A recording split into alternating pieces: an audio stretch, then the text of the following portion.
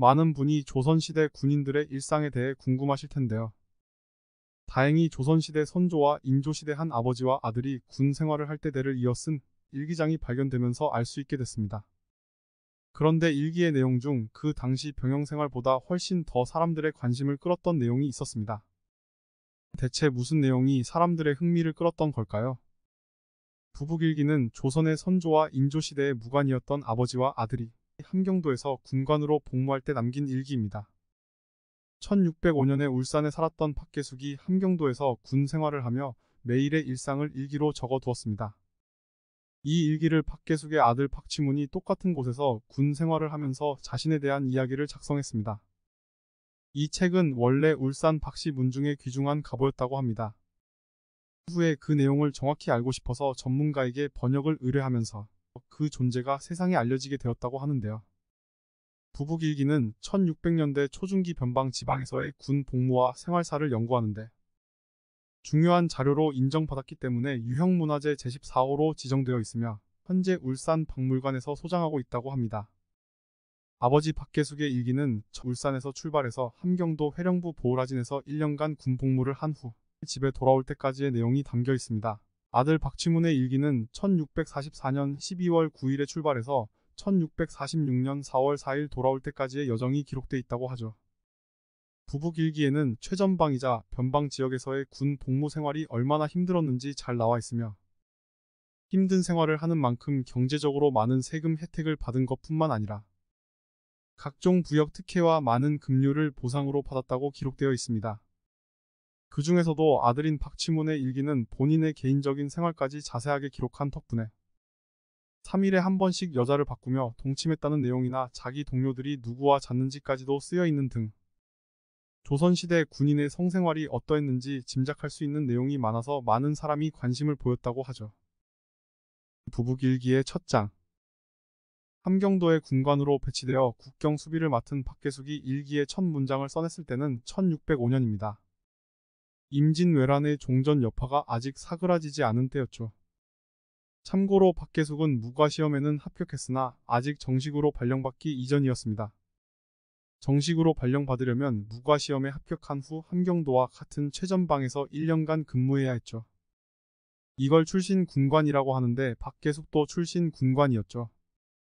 회령의 보호라진에 배치받은 박계숙은 고향인 울산에서 근무지인 회령까지 가야 했는데 회령의 보호라진에 배치받은 박계숙은 고향인 울산에서 근무지인 회령까지 가야 했는데 기록에 따르면 이동시간만 대략 80일이었죠. 근데 말을 타고 이동하기도 했고 중간중간 숙식처에서 쉬면서 이동한 거라 그리 힘든 여정은 아니었다고 볼 수 있습니다. 물론 조선시대 기준으로 말이죠. 다사다난했던 여정을 마친 박계숙은 마침내 회령에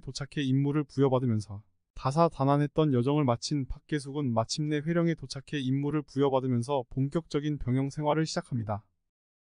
기록에 따르면 자신은 활쏘기 시합에서 1등을 해 상품을 받고 칭찬을 들었는데 동료는 꼴등을 해 광대 옷을 입었다던가 몸이 아파 훈련에 불참했다가 곤장을 맞아 분하다는 등의 재밌는 일화가 존재하죠. 기생과 술을 마시고 일종의 원나잇을 보냈다는 기록도 빠지지 않고 나오고요. 아버지보다 더한 아들. 근데 박계숙은 아들 박치문에 비하면 아무것도 아닙니다. 더욱 성적으로 개방된 모습을 보여주었죠. 아들 박치문은 1644년 12월 10일 군 생활을 위해 울산을 떠나는데요. 아버지와 마찬가지로 박치문 역시 함경북도 회령으로 떠납니다. 그런데 얘는 신념이고 뭐고 존재하지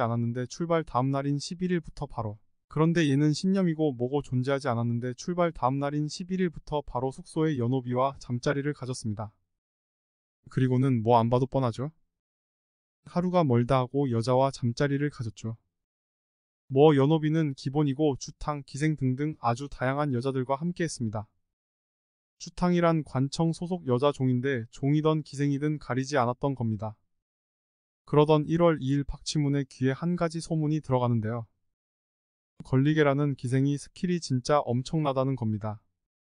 이 소문을 들은 박치문이 눈이 내리는데도 불구하고 끝끝내 찾아가 잠자리를 가졌습니다. 그런데 이 일기에 이상한 점이 하나 있었습니다. 이 걸리게와의 잠자리 이후에 약 한 달 동안이나 잠자리를 가졌다는 내용이 없었던 거죠. 아니 이 머릿속에 잠자리에 말고는 없는 애가 잠자리를 안 가졌다니까 이상할 만했던 거죠. 이 이유를 걸리게와 잠자리를 가진 날 둘의 대화에서 알 수 있었는데요. 오빠가 그렇게 여자를 찾는다며 그럼 혹시 연향이라는 애랑도 했어? 박치무는 아무렇지 않게 맞다고 대답하였습니다. 이 대답을 들은 걸리게는 갑자기 대성통곡을 하기 시작했는데 알고 봤더니 이 연향이라는 애가 매독에 걸린 여자였던 겁니다. 그러니까 이 박치문도 한 달 동안 잠자리를 못 가졌던 겁니다. 그리고 기다림 끝에 자기 몸에 이상이 없는 걸 확인하자마자 숙소의 연호비와 잠자리를 가졌죠.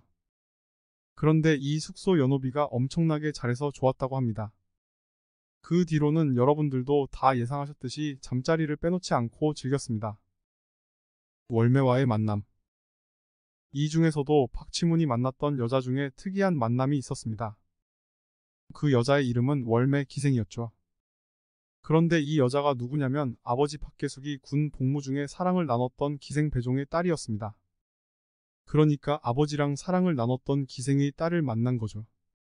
그런데 이 배종이라는 기생이 박계숙을 상당히 각별하게 생각하고 있었는데 그러다 보니 자기 딸 월매한테도 박계숙에 대한 이야기도 많이 해줬던 겁니다. 귀에 딱지가 않게 들으니까 아주 진절머리가 난 건지 월매는 박치문에 대한 이야기를 듣고 그를 만나러 갑니다. 그리고 월매가 박치문을 찾아간 그날 그 둘은 바로 잠자리를 가졌죠. 그리고 한 6개월 정도를 지속해서 만났다고 합니다. 이렇게 박치문은 군 생활을 하고 있을 때도 여성과의 잠자리를 빼먹지 않았는데요. 당시 군관들에게 방직기라는 여성이 배치되었습니다. 옷도 빨아주고 밥도 해주고 하는 사람이 필요했던 거죠. 그런 여성을 배치해서 군관들의 가사를 해결해 주었는데 여자랑 남자랑 한 방에 있는데 눈이 안 맞을 수가 없지 않습니까? 그러다 보니 방직이랑 군관이랑 잠자리를 갖는 경우가 많았다고 합니다. 그리고 이 방직이는 한 명의 군관을 1대1 마크하듯이 한 명이 계속하는 게 아니었습니다. 중간중간 군관이 원해서 혹은 일정 기간이 지나면 바뀌었죠. 박치문 역시 많은 방직기를 바꿔서 잠자리를 가졌는데 바뀐 방직이만 무려 20명이었다고 합니다. 북부일기에는 자신들의 이야기 말고 동료 군관들의 성생활에 대한 이야기도 등장하는데요. 박치문의 일기에 당시 군관들의 변태적인 성행위에 대한 이야기가 담겨있죠. 뭐 기생 2명과 동시에 잠자리를 가진 군관의 내용 등 어마어마한 것들이 많이 있습니다. 오늘 준비한 영상은 여기까지입니다. 유교의 나라에서 발생한 일이 놀라워 준비해봤습니다.